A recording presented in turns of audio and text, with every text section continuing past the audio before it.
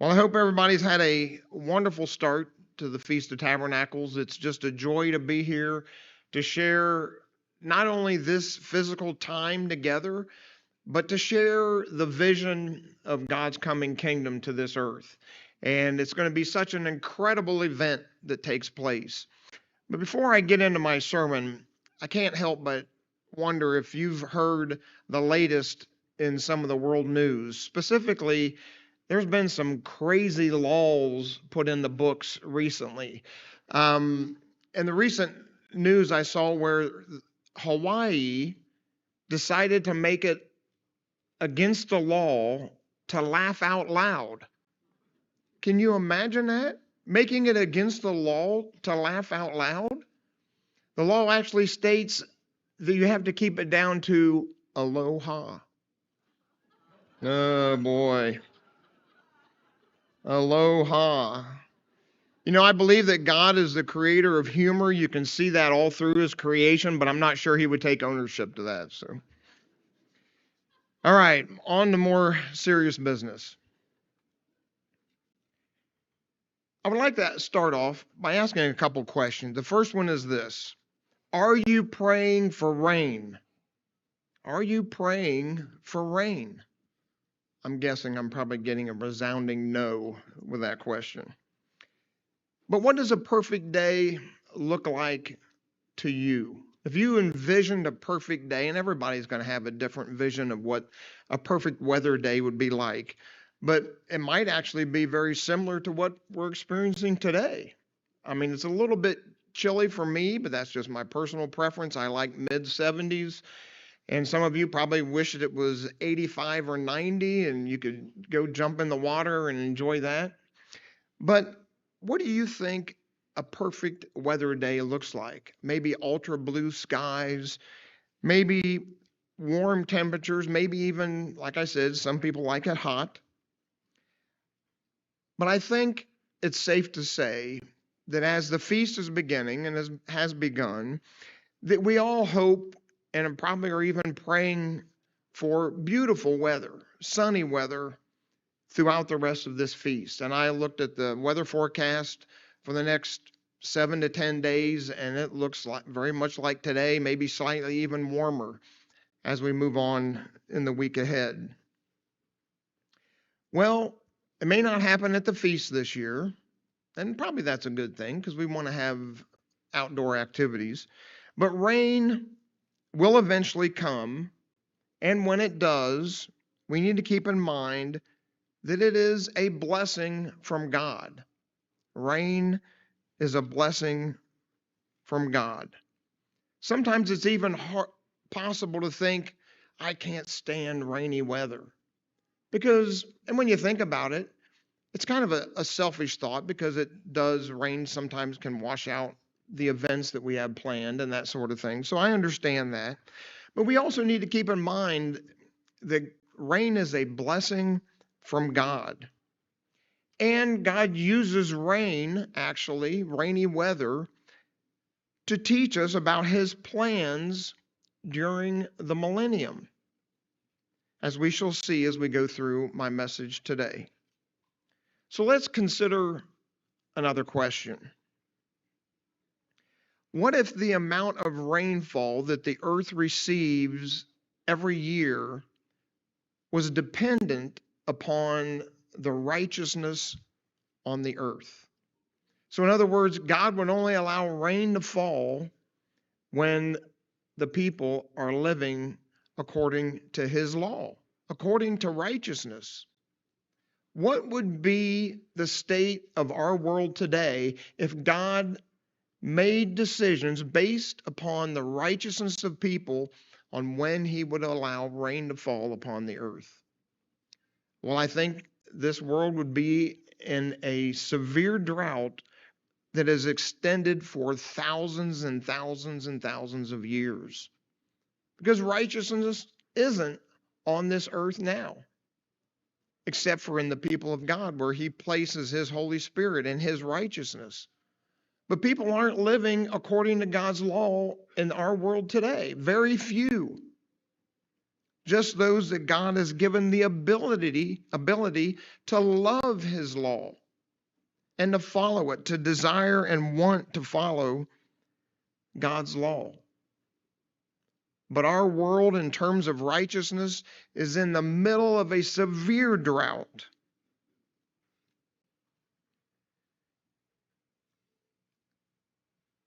When we go without rain for even a short period of time, things begin to die. We haven't had much rain where I live in eastern Pennsylvania through the summer, and my grass has been brown most of the year, most of the summer months. But just as a lack of rain brings forth death, a lack of righteousness also brings forth death. I don't know if you've ever thought about that before, but those two kind of run parallel with each other. When we don't receive rain upon the earth, things begin to die. When righteousness isn't a part of a person's life, they have no hope of eternal life. They also bring death upon themselves. So this world is in a spiritual drought and has been since the time of Adam and Eve. This world is in the throes of death because of its sinfulness. But the good news and the gospel message tells us that God is going to save mankind from their spiritual drought, from certain death due to their spiritual unrighteousness, their spiritual drought. So in my message today, we'll see that just as rain brings cleansing, it brings healing, and it brings life to the earth, so will Jesus Christ, on his return to the earth, bring cleansing and healing and life to this earth during his 1,000-year millennial reign upon this earth. The title for my sermon today, if you like titles, is Righteousness Will Fall Like Rain. Righteousness will fall like rain. As I mentioned, rain is a blessing, and it's a requirement, a necessity for life to thrive on the earth. You can turn there if you like, but I'm going to read very quickly here Zechariah chapter 10, verse 1. Zechariah chapter 10, verse 1, and I'm going to read from the New Living Translation. It says, "Ask the Lord for rain in the spring, for he makes the storm clouds."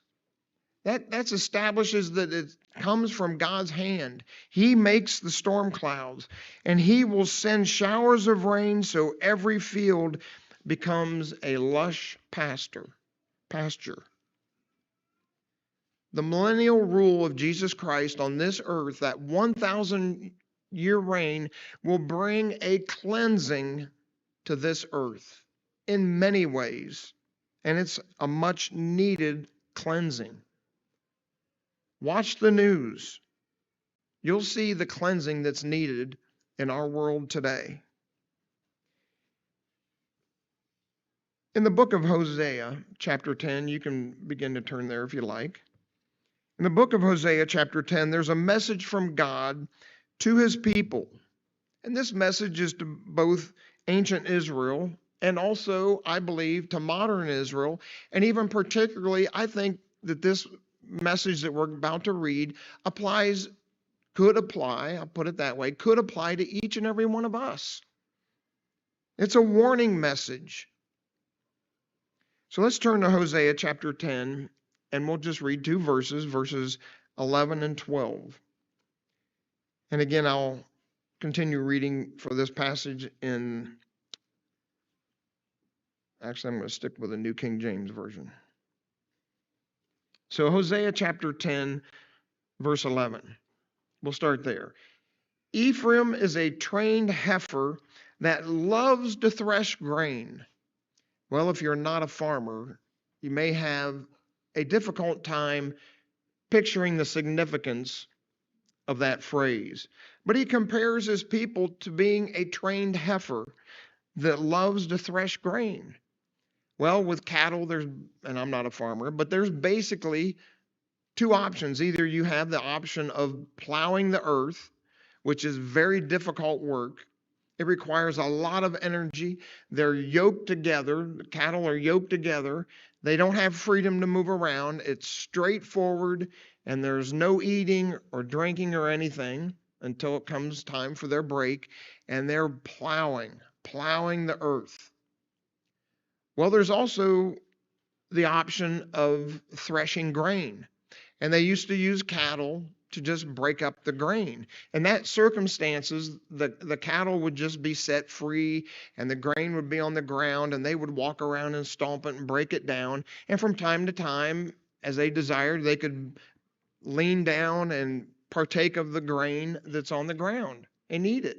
So it's, in comparison, a very easy way of life if you're a cow. So God says Ephraim is a trained heifer that loves to thresh grain. In other words, they just love to take it easy. They're not in any kind of yoke. They're not strapped together. They can roam where they want to roam and they could eat as they want to eat. And all they have to do is crush grain. Going on in verse 10, but I harnessed her fair neck, and that's not a compliment from God. I harnessed her fair neck, and I will make Ephraim pull the plow. Judah shall plow, Jacob shall break his clods. Now notice in verse 12, an encouragement by God. And it does no good for us if we just look and point this to those that are not a part of the church. So let's apply it to ourselves. Sow for yourselves righteousness. What's the significance with verse 12 in comparison to verse 11? Well, we're called to live a life of righteousness, to pursue it. God tells us in the Beatitudes that his people are to hunger and thirst for righteousness. That's a personal drive that we have to have in pursuit of righteousness. And is it easy? It's not easy. It's tough work. When you set your life and your mind and your heart to pursue God's way, his law, under every circumstance in your life, it's tough. You do that in your life and you are going to be making sacrifices. You're not going to be threshing grain. You're going to be plowing the fields of your life. And that is hard work. God wants his people to be willing to do hard work. And I think it's an even more important message for us because we live in the most blessed time of the people of God ever. You look down through history and what the people of God have had to go through, and it's never been easier than it is for us. Very easy for us to become grain threshers. Taking it easy, obeying God and his law, being dedicated to righteousness when it fits in our life. We're to make righteousness fit in our life in every aspect possible.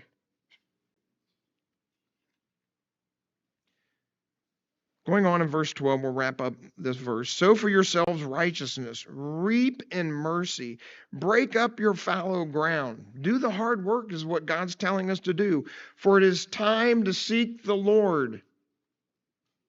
It is time for us, his people, his church, to seek God. Because Jesus Christ's return is drawing near. And it is upon the church to be ready. And notice how verse 12 finishes out. Till he comes, that's Jesus Christ, till he comes and rains righteousness on us. Or specifically on you, the scripture says. A time is coming when Jesus Christ returns to this earth, and that's what he's going to do. He's going to rain his righteousness on all people over the entire earth. This earth will become filled with righteousness over time. It is a message from God. It is a picture that he wants us to have about the change that's going to happen to this earth, because righteousness isn't pouring down from heaven on this earth today. It is on a few people. It is on you.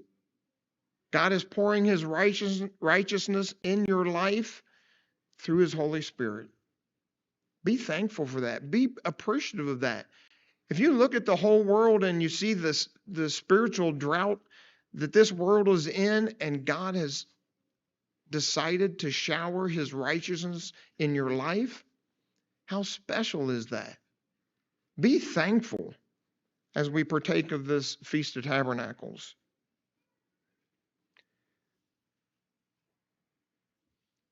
One aspect of rain is that it saturates everything. It saturates everything. It hits every blade of grass, every leaf on a tree. It sinks deep into every crevice of the earth. God promises that when he returns, he will pour his righteousness upon this earth, just like rain. Just like rain. That's why Jesus connected the two together in his word. Once Jesus begins his work to renew this earth, it will bring life, it will bring beauty, and it will bring a cleansing upon everything. Plants, animals, and most importantly, all of mankind. The righteousness will come from God's Holy Spirit, and it will flow out of Jerusalem, and it will affect everything that it touches. Let's turn to Isaiah 61, verse 10.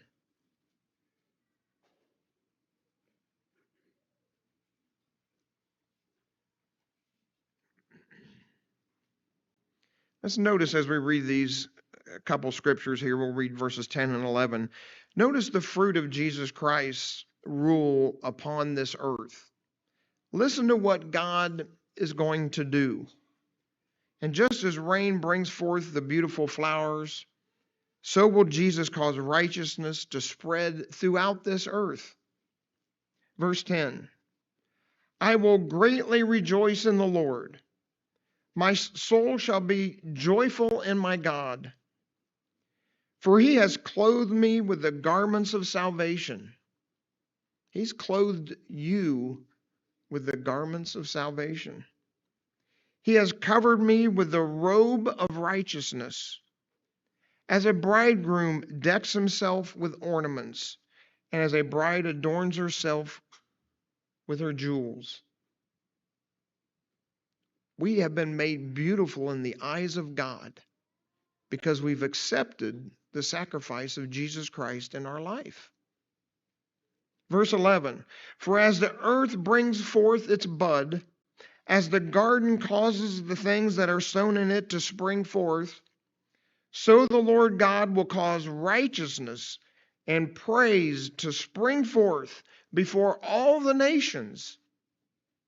God is going to cause a rejoicing that's never been seen on this earth before during the 1,000-year rule of Jesus Christ upon this earth. Think about that. Think about your own calling. Think about your baptism.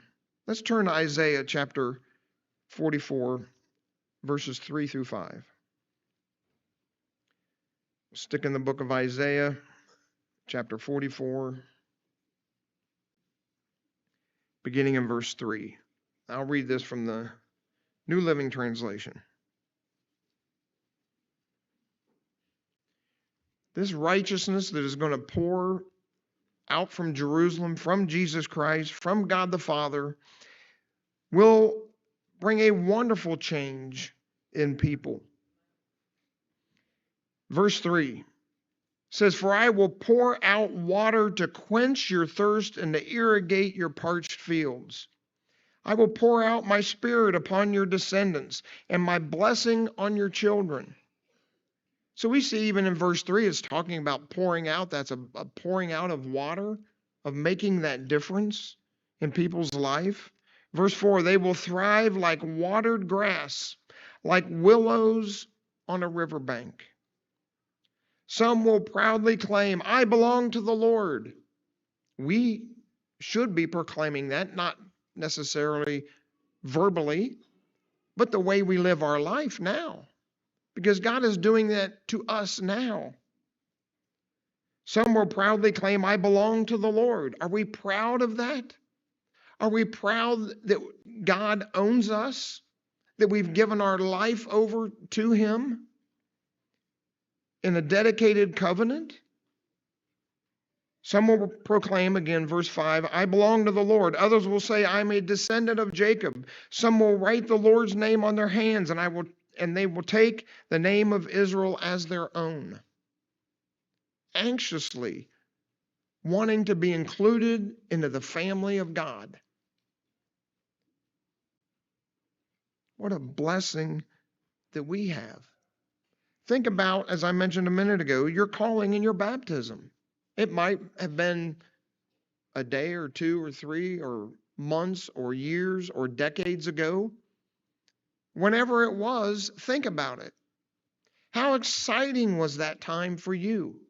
How anxious were you to have your sins completely taken from your life and to have God's Holy Spirit put in you so that you could have the hope of life?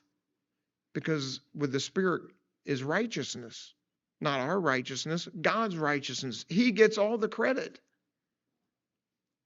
But I think back to my baptism, which goes back many decades. We won't say how far. But I was excited. I couldn't wait for the day of my baptism. After I prayed about it and I studied about it and I put those very important concepts into my mind, I was ready. I was anxious for my baptism and so thankful because the first 18 or 19 years of my life, I lived a very selfish, I still live a selfish life, unfortunately, but I'm trying to do better. But I lived it completely in disregard to God and His laws, completely in disregard to it. So when God gave me the love for His truth, and it all is a credit to Him, I was so thankful, and I'm still thankful.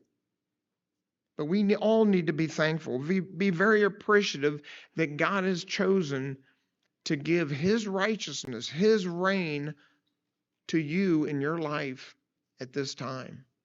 You've all been called to be a part of the first fruits. Think about the value of that. That's a one-time event in the history of the universe.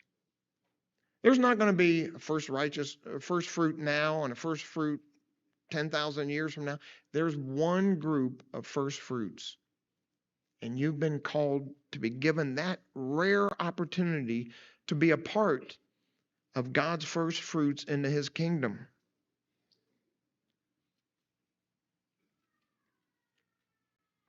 When I was a child, I think they probably fixed the storm sewers better than what they were when I was younger. But I remember as a young child when we would get summer rains and it would just be a deluge, just downpour of rain. Our streets would flood. And I vividly remember that at one point the rain even was above the height of the curbs. So the streets were covered in rain about 6 to 8 inches deep and flooded back into the tree lawn areas around our block that I lived on. And after it quit raining, the streets were still flooded for a period of time, and all the kids came out of the houses, and we rolled up sometimes we didn't even roll up our pants leg, took our shoes off, and we just had a blast running up and down the street. It was too flooded for cars to drive through. We lived in a small town in Ohio at the time, and we just had a blast. Had a wonderful time and enjoyed that blessing from God to be able to run and to kick and have fun in the flooded streets around our home. Rain is refreshing like that. It can be a blessing in a person's life. And God's righteousness reign that is going to come upon this earth during Jesus Christ's rule here is going to be just that. It's going to be pictured the same way. People are going to be rejoicing like you've never seen them rejoice before. Let's go to Psalm 72. Psalm chapter 72, book of Psalm.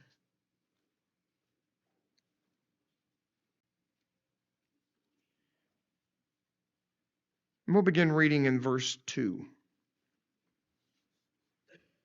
This is a messianic psalm speaking of our soon coming king and the changes that he's going to bring upon this earth. These verses perfectly describe the effect of Christ's return upon a dying world. Let's start reading in verse 2 of Psalm chapter 72 from the New King James Version. It says, "He will judge your people with righteousness and your poor with justice. The mountains will bring peace to the people." And we know that in talking in prophetic terms, mountains and hills refer to the governments that are going to be in existence after the return of Jesus Christ. So picture it talking about the governmental rule over people at the return of Jesus Christ. It says the mountains will bring peace to the people. Doesn't happen in our day today. Our governments bring fear and frustration to the people. The mountains will bring peace to the people, and the little hills by righteousness. He will bring justice to the poor of the people. He will save the children of the needy and will break in pieces the oppressor. They shall fear you as long as the sun and moon endure throughout your generations. He shall come down like rain. Notice that. He shall come down like rain upon the grass. Some translations say before mowing or after mowing, if you read some of the commentaries. But it's that freshness that's going to be in the air. If you've ever cut your grass and it's rained afterwards, you smell that freshness that's in the air. He shall come down like rain upon the grass before mowing, like showers that water the earth. In his days the righteous shall flourish. Do you flourish today, or do you feel depressed at times because you try to follow the laws of God? There's a refreshing that comes for those that are living their life according to righteousness. In his days, verse 7, the righteous shall flourish. The abundance of peace until the moon is no more. The abundance of peace until there's no more moon. That's a long time. Verse 8, he shall have dominion also from sea to sea, from the river to the ends of the earth. God's rule will be extensive, not just over Jerusalem. That's the hub. That's the center. That's where it will flow from. But his dominion will run from sea to sea, from the river to the ends of the earth. Verse 9, those who dwell in the wilderness will bow before him. So it doesn't matter where a person is, where they live. Even if you're in the wilderness, you will bow before him, and his enemies will lick the dust. There'll be no hope for the enemies of God. Verse 10, the kings of Tarshish and of the isles will bring presents. The king of Sheba and Seba will offer gifts. Yes, all kings shall fall down before him. All nations shall serve him. What a picture of submission to God. It's going to happen. Let's drop down to verse 16. And there will be an abundance of grain on the earth. On the top of the mountains, its fruit shall wave like Lebanon. And those of the city shall flourish like grass of the earth. His name shall endure forever. His name shall continue as long as the sun. And men shall be blessed in him. All nations shall call him blessed. Verse 18. Blessed be the Lord God, the God of Israel, who only does wondrous things. And blessed be his glorious name forever. Let the whole earth be filled with his glory. Amen and amen. Let it be so. It's going to happen, brethren. God's righteous rule will not be just a small village here and then, here and there. It will be across this earth. A tremendous picture. And what about the youth here? What about our teens that did such a beautiful job in singing just a few minutes ago? Well, life is going to be completely different for our youth at that time as well. There'll be peer pressure. There will be peer pressure, but it will be positive peer pressure. Children will be encouraging and leading other children, encouraging them to do what is right, to do good, to not isolate people that don't fit in or kids that don't fit in. They'll see a child standing off on the wall, maybe a little bit shy or something, and they'll go grab them and encourage them to be a part of things. You won't have to miss any more school dances because they fall on the Sabbath. If there are sporting events, and there probably will be, they're going to be held not on God's Sabbath day. So you'll never miss another sporting event. You'll never miss another school dance. You won't have any more frustrations that we have living as a youth, a Christian youth, in our world today. It will be completely different. It will be a blessing. God's way, his blessing, and the blessing that's going to come upon this earth at that time will be upon everyone. It doesn't matter what your age is. It will affect everyone. Let's go to Isaiah 45.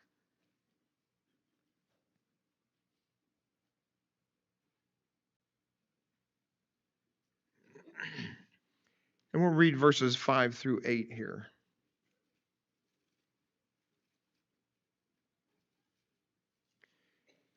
And also read from the NIV, the New International Version.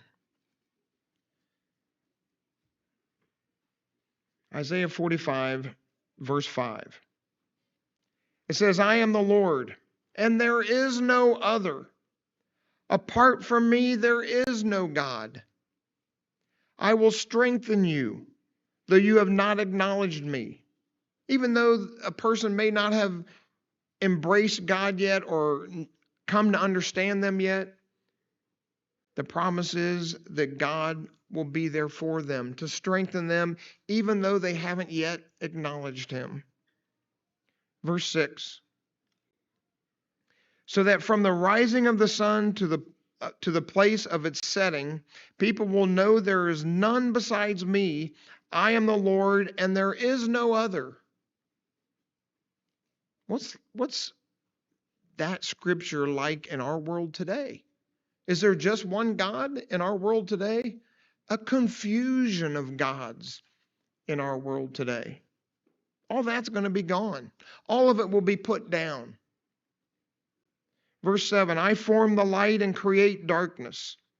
I bring prosperity and create disaster. I, the Lord, do all these things.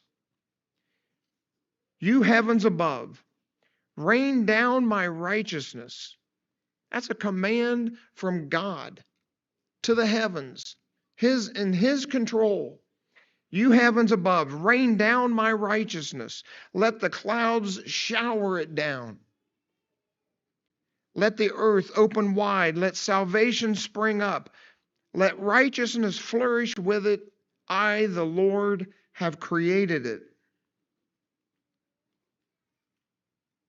What an incredible picture of what righteousness and salvation is going to be like during the reign of Jesus Christ.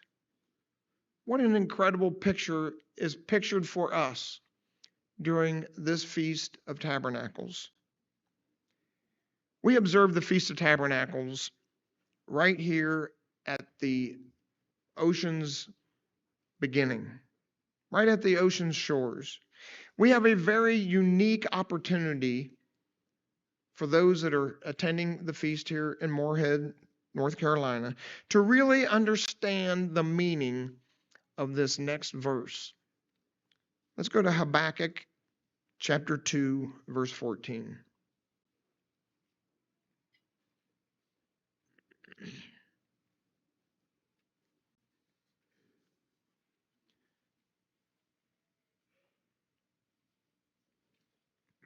Habakkuk chapter 2, verse 14, and I'll jump back to the New King James Version. It says, "For the earth will be filled with the knowledge and the glory of the Lord." Filled. Not sparsely, not from a little bit here in this village or town and a little bit over here. The knowledge of God, which is centered around and begins with the law of God, will fill this earth. And he uses the example as the waters cover the sea.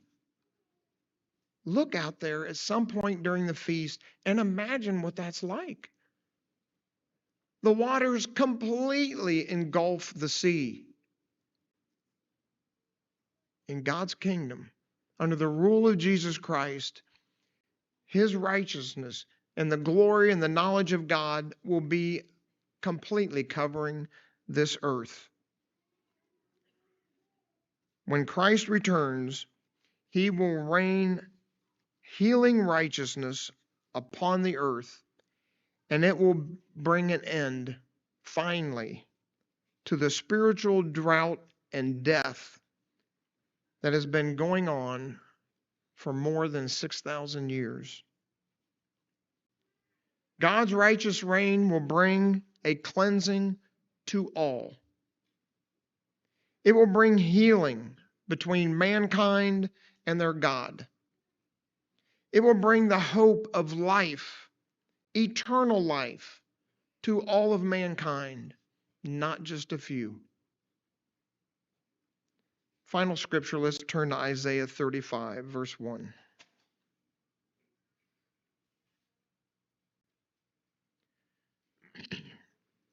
There's 10 verses in this chapter. I'd like to reasonably quickly go through all 10 verses because it's a beautiful picture. It's a beautiful picture. And as we read them, I would encourage you to let God's holy word paint a prophetic vision within your mind of what this time is going to be like in the near future. Isaiah 35, verse 1. It says, "The wilderness and the wasteland shall be glad for them. The desert shall rejoice and blossom as the rose." That's why it's important that we rejoice during this Feast of Tabernacles. And that can be tough. But it's a command from God that we rejoice during the Feast of Tabernacles. It shall blossom abundantly and rejoice. Verse 2, it shall blossom abundantly and rejoice, even with joy and singing. The glory of Lebanon shall be given to it, the excellence of Carmel and Sharon. They shall see the glory of the Lord, the excellency of our God. Everyone will witness what's going to take place. Verse 3, strengthen the weak hands, make firm the feeble knees. Say to those who are fearful-hearted, be strong, do not fear. Behold, your God will come with a vengeance. With a recompense of God, he will come and save you. This world needs saving. This world needs Jesus Christ. It cries out for its creator to come and to save it from Satan, from the evil that Satan has poured upon God's creation for thousands of years. Verse 5, then the eyes of the blind shall be open, and the ears of the deaf shall be unstopped, and the lame shall leap like a deer, and the tongue of the dumb sing, and the waters shall burst forth in the wilderness and streams in the desert. It's just a picture of beauty. Verse 7, the parched ground shall become a pool, and the thirsty land springs of water. In the habitation of jackals, where each lay, there shall be grass with reeds and rushes. Verse 8, a highway shall be there and a road, and it shall be called highway of holiness, a path to God, a path to Jesus Christ. The unclean shall not pass over it, but it shall be for others. Whoever walks the road, although a fool, shall not go astray. No lion shall be there, nor shall any ravenous beast go upon it. It shall not be found there. But the redeemed shall walk there, and the ransomed of the Lord shall return, and come to Zion with singing, with everlasting joy upon their head. They shall obtain joy and gladness, sorrow and sighing shall flee away. It will be gone. Not gone for a day or two, because the return of Jesus Christ is new. It will go on and last as long as Jesus Christ and God the Father are in control. And that's forever. They'll never lose control again. The time is now for the people of God to be praying for rain. Praying for rain. God's righteous rain upon this earth. May God speed that day. And I hope that each and every one of you have a very blessed Feast of Tabernacles this year.